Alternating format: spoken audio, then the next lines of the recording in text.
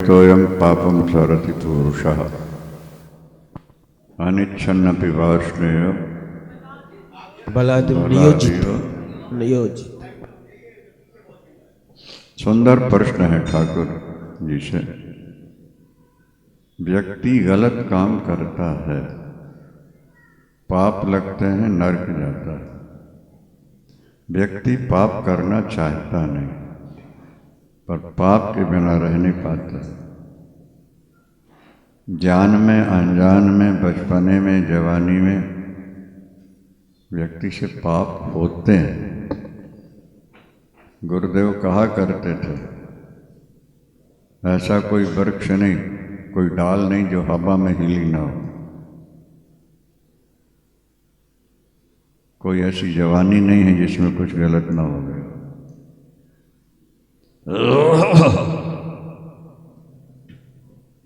तो कौन कराता है? तो भगवान ने कहा काम एष क्रोध रजोगुण समुद्भवा महाशन महापाप महापाप विद्धे नमी बैरिणम।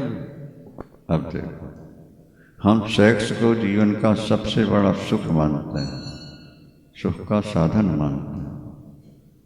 और नास्तिक लोग तो कहते हैं कामोपभोग परमा एता वदति निश्चिता, 16वें अध्याय। मानव जीवन का अंतिम लक्ष्य है सेक्स। न्याय अन्याय से जैसे भी हो धन कमाओ और भोग भोगो, ये नास्तिकों का मूल सिद्धांत है। और भगवान इस श्लोक में क्या कह रहे हैं? शब्दों पर ध्यान देना चाहिए। महाशनो, असन कहते हैं भोजन को। अनशन तो समझते ही हो, ना खाना अनशन। तो असन जो है, तो ये जो काम है अर्जुन, ये महाशन, बहुत खाने वाला और महापाप मां, ये बड़े से बड़ा पाप, बड़े से बड़ा पापी है ये। अब देखो, सिद्धांत की बात है ना। भगवान जो कह रहे हैं वो ठीक है कि नास्तिक जो कह रहे हैं वो ठीक है? हम मानने को तैयार हैं? नहीं।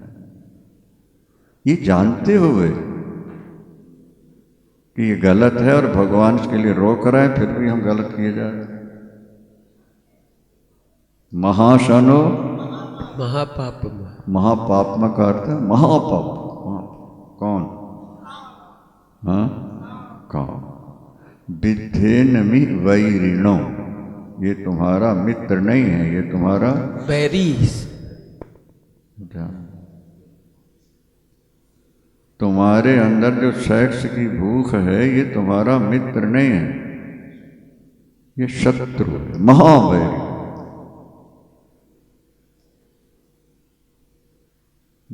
गुजरात से कुछ यात्री बद्रीनाथ जा रहे थे, रास्ते में ठग मिल गए। हम भी चले, हम भी जा रहे हैं, और हमारा देखा हुआ है तो पहले। वो बेचारे नए नए आए, हरिद्वार उतरे स्टेशन, धर्मशाला रे, बोले वहाँ भीड़ भाड़ गंदगी है, गंगा किनारे वहीं पकाए हुए। भोले भाले यात्री विश्वास कर बैठे। वो मिठाई लाया, उसमें जहर डाल के ये रोटी बनाते रहे। बोले मैं कुछ मीठा ले आया, फिर सब लोग खाए। पॉइजन मिला के 2 हिस्से बना के लिए, वो पॉइजन वाली तो इनको खिला दिया, ताकि डाउट ना हो ना, दोनों खा रहे। थोड़ी देर में उनको ऐसी नींद आई, मरे तो नहीं, 4-6 घंटे के जो कुछ था उनके पास। हमारी कथा थी तो बेचारे आए वहाँ रोते हुए कि वापसी के किराए के लिए भी नहीं बचे। अब बद्रीनाथ जाना तो दूर की बात है, अब तो कम से कम तो वहाँ से कुछ पैसे एकत्र करा के उनकी टिकट कराई। मित्र बनकर के गला काट, एक काम जो तुम्हारा है ये तुम्हारा मित्र नहीं है। ये भगवान के शब्दों में शत्रु वैरिणम, महापापी और वैरिण।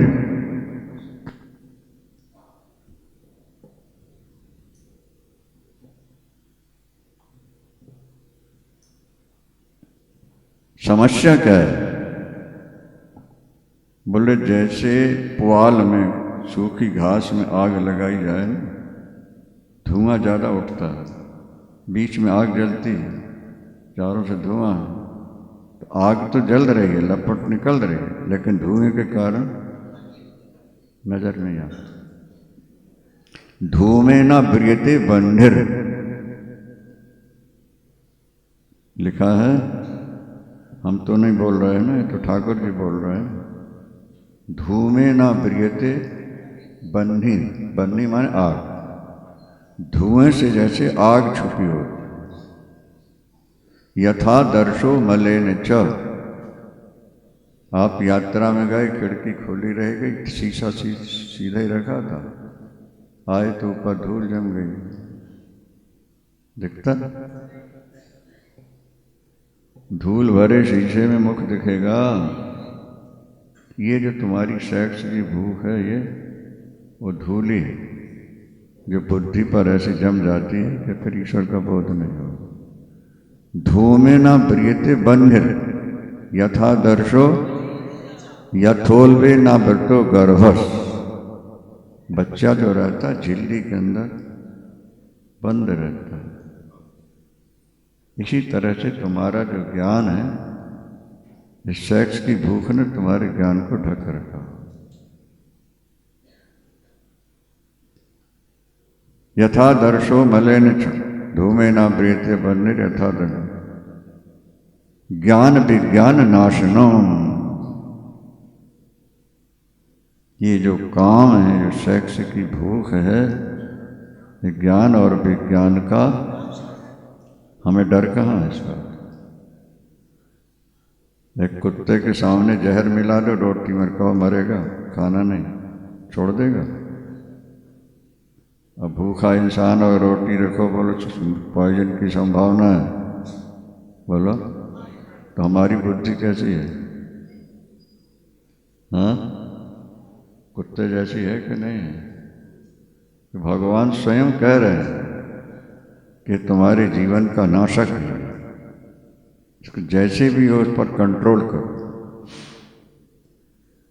केवल केवल बत्ती से दीपक नहीं जलेगा जब तक घी ना हो, और घी तो सारा कट दीपक से निकाल दिया है, और खाली बत्ती में ज्योति जलाना चाहते। वृंदावन हरि लाल की जय। संकेत समझ गए होंगे? क्या समझ?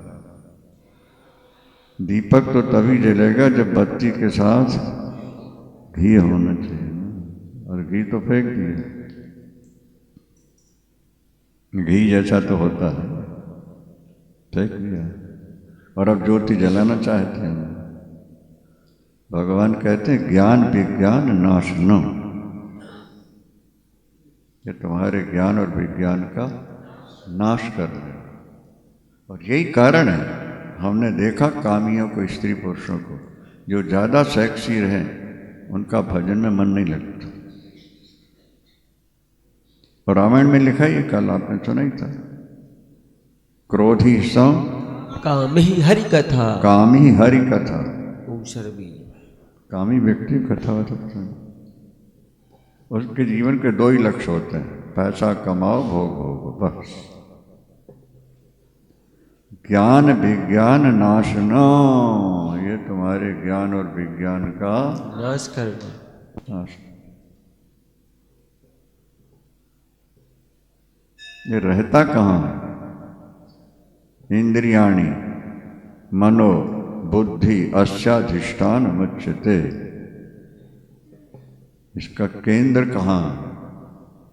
इंद्रियों में, मन में, बुद्धि, तीनों में रहता है। इंद्रिय मन बुद्धि, इंद्रियाणि मनो अस्याधिष्ठान मुच्यते, इसका केंद्र है। अगर तुम जीवन में उन्नति चाहते हो तो ब्रह्मचर्य का पालन करना चाहिए। पूरा पूरा न हो तब भी थोड़ा तो कम से कम पालन करनी चाहिए। बात तो फीकी सी है, लेकिन शास्त्र स्पष्ट लिखते हैं कि यदि व्यक्ति महीने में एक बार पत्नी का साथ करता है तो सदा ब्रह्मचारी है। यहां तो गिनती नहीं है। पूर्ण ब्रह्मचर्य का पालन हो जाए फिर तो कहना ही क्या है, पर अगर नहीं हो पा रहा है तो ये मर्यादा शास्त्र में बात है। इसका निवास इंद्रिय में, मन में, बुद्धि में। अर्जुन ने कहा कि प्रभु जब ये तीनों पर कब्जा जमाए रहेगा तो इसको बस में कैसे कर सकते? सुंदर बात है कि मन पर हावी हुआ, बुद्धि पर हावी है, इंद्रिय में हावी है, तो बुद्धि से तो सारे निर्णय होते हैं ना, फिर हम बस में कैसे कर पाए? तो भगवान कहते नहीं, तुम बुद्धि से ऊपर हो, पर हो, श्रेष्ठ हो। शरीर में इंद्रियां बलवान होती हैं, इंद्रियों से मन बलवान होता है, मन से बुद्धि बलवान होती है। यो बुद्धि परतस्तु सा, और बुद्धि से आत्मा और ज्यादा बलवान होती है। इसलिए अपनी आत्मा में बैठ करके, ये हमारी आत्मा के विनाशक हैं, नरक ले जाने वाले हैं, इसलिए हम ये नहीं करेंगे। मन में दृढ़ता ला करके और अपने यो बुद्धि परतस्तु सा, देख लो लिखा है, इंद्रियाणि परण्याहु इंद्रियेभ्य परम मन सस्तु पर बुद्धि, और बुद्धि यो बुद्धि परतस्तु सा, सामान्य तुम्हारी आत्मा। तुम्हारी जो आत्मा है वो बुद्धि से भी, जब तुम गलत काम धीरे धीरे छोड़ोगे तुम्हारा आत्मबल बढ़ेगा, स्ट्रांग विल पावर हो जाएगा तुम्हारा। क्या फिर इंद्रिय में अगर विकार उठेगा भी तो बुद्धि उसको एकदम ब्रेक लगा देगी, नहीं गलत काम। इसलिए अर्जुन, एवं बुद्धि परम बुद्ध संस्तभ्यात्मानमात्मना जहि शत्रु महाबाहु काम रूपम दुरासदम। फिर शत्रु कहा करें, पहले बैरी कहा, माने ये जीवन का जिसे आपने अंतिम सुख मान रखा है, भगवान कृष्ण कहते हैं कि तुम्हारे जीवन को नीचे गिरा रहा है। तुम रुई की बत्ती में ज्योति जलाना चाहते हो, घी तेल तो है ही नहीं, कैसे जलेगी ज्योति?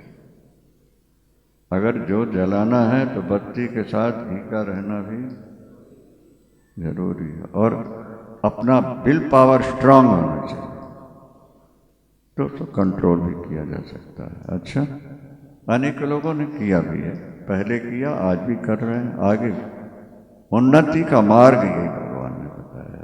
एवं बुद्धि परम बुद्ध संस्तभ्यात्मान महात्मा जहि शत्रु महाबाहो। शत्रु बैरी, शत्रु ज्ञान विज्ञान नाशक। आज यही तो है, कितनी संपत्ति लोगों ने बटोर रखी है, लेकिन वासना के कारण अशांत जीवन,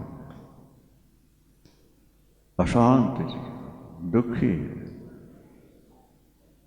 शास्त्र कहते हैं जैसे कुत्ता, भूखा कुत्ता रोटी के लिए मालिक के सामने पूंछ हिलाता है, कूं कूं करता है, पैर चूमता है, पेट दिखाता है, इसी तरह कामी व्यक्ति कामना के वशीभूत होकर कुत्ते की तरह हाथ जोड़ता रहता है। ये भी लिखा हुआ है। औपस्थ जैव कार्पण्यात् गृहपाला यते जन। रसना और इसमें नहीं, भागवत नहीं है इसमें, रसना और वासना के चक्कर में पड़कर जंगल का शेर घर का कुत्ता होकर के स्त्रियों की सेवा में लगा रहता। ये भागवत का शब्द है। औपस्थ जैव उपस्थ माने वासना और जय माने जिह्वा, जिह्वा का रस और वासना का रस। कार्पण्यात् गृहपाल, कुत्ते का दूसरा नाम गृहपाल है, चौकीदार होता है, भौं भौं करता है।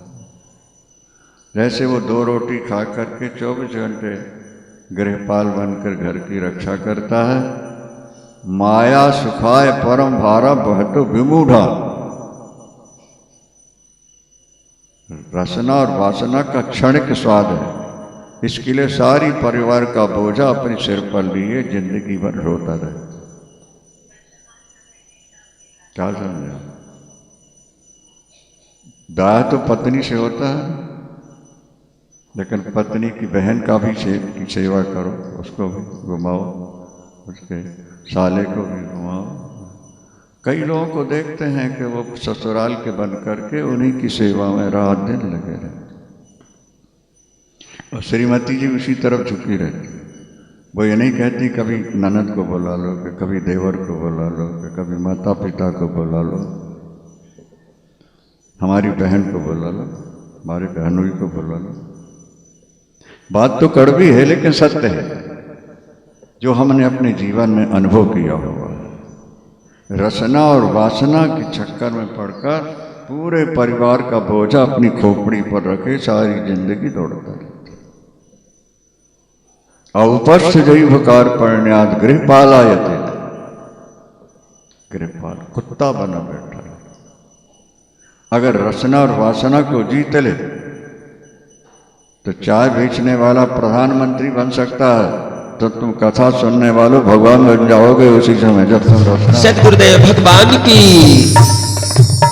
कोशिश करो। छोटा बच्चा चलने लगता है तो कई बार गिरता है, चलना नहीं छोड़ता है, रो भी लेता है, तो चलना नहीं छोड़ता तो फिर गिरना बंद हो जाता है। संकल्प ऊपर उठो, खूब भजन करो। जिनकी समीप जाने से वासना जागती हो उससे थोड़ा हटके रहो। वैसे चित्र देखो ही नहीं टीवी में, जो लव प्रधान स्टोरियां जो, ऐसी किताब नहीं पढ़ो, ऐसा संग नहीं करो, ऐसा चिंतन नहीं करो। ये समझकर कि ये जो काम है ये हमारा मित्र नहीं है, भगवान के शब्दों में ये हमारा शत्रु है, बस।